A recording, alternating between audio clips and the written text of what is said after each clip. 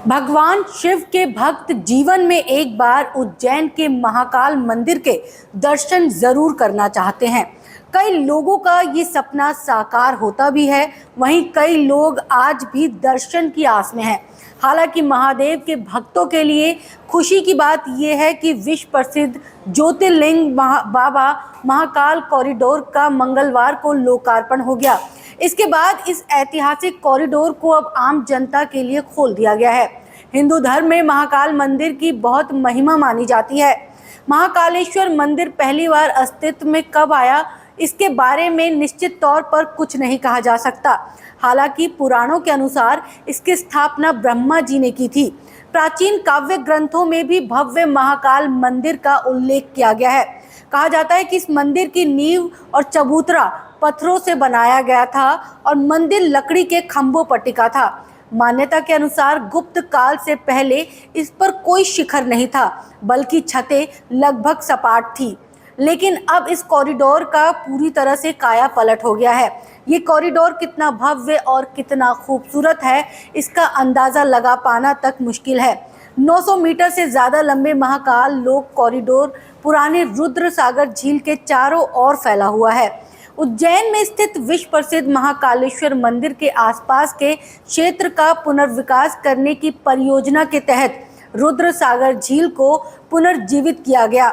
महाकालेश्वर मंदिर कॉरिडोर विकास परियोजना पर 856 करोड़ रुपए खर्च किए गए हैं और भोपाल से लगभग 200 किलोमीटर दूर ये स्थित है। देश के 12 ज्योतिर्लिंगों में से एक ज्योतिर्लिंग महाकालेश्वर मंदिर में स्थापित है और यहाँ देश विदेश से बड़ी संख्या में श्रद्धालु आते हैं।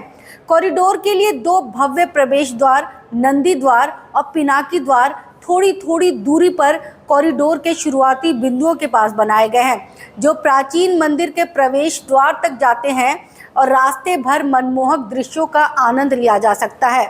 महाकाल लोक के दाहिनी तरफ कमलताल, शिव स्तंभ, सप्तऋषि परिसर, पब्लिक प्लाजा और नवग्रह परिसर बनाए गए हैं। यहाँ पर बैठने की व्यवस्था की गई है। कमलताल में शिव की 25 फीट ऊंची प्रतिमा बनाई गई है। देश की सबसे लंबी भित्ति चित्र वाली दीवार, पूरे कॉरिडोर में देश की सबसे लंबी भित्ति चित्र वाली दीवार है।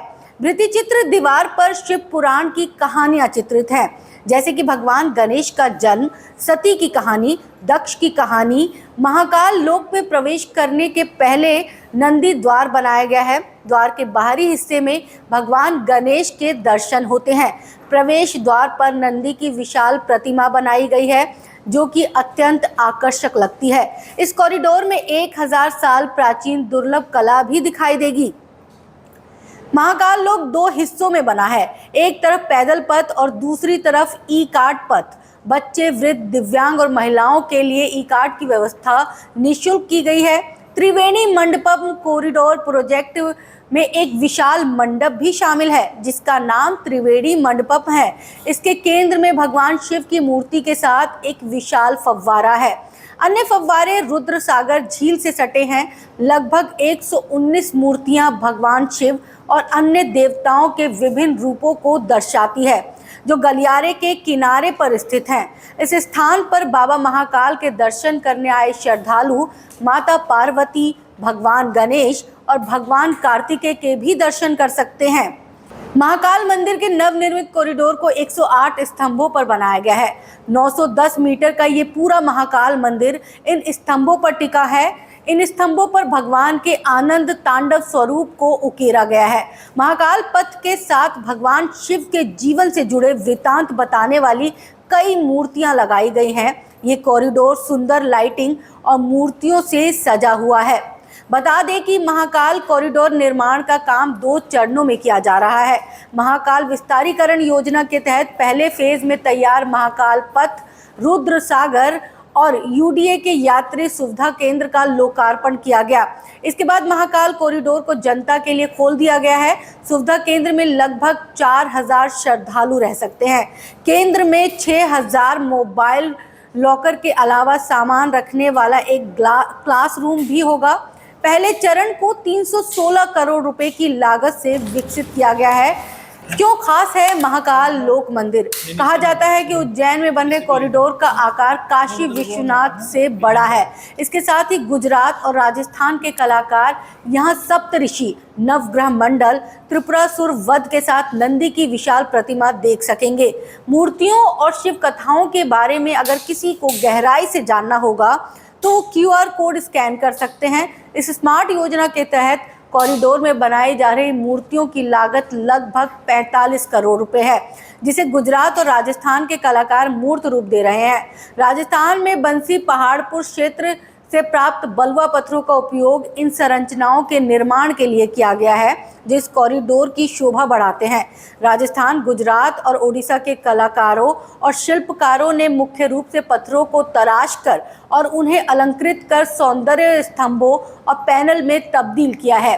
कॉरिडोर में 18,000 बड़े पौधे लगाए गए हैं। इसके लिए आंध्र प्रदेश से रुद्राक्ष, बेलपत्र और शमी के पौधे मंगाए गए हैं।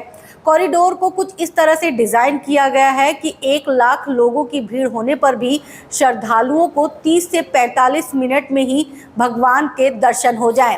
उज्जैन नगरी खास इसलिए भी है क्योंकि ये शिप्रा नदी के तट पर बना हुआ है। इसे पहले उज्जैनी और अवंतिका के नाम से भी जाना जाता था, जिस पर राजा विक्रमादित्य राज करते थे।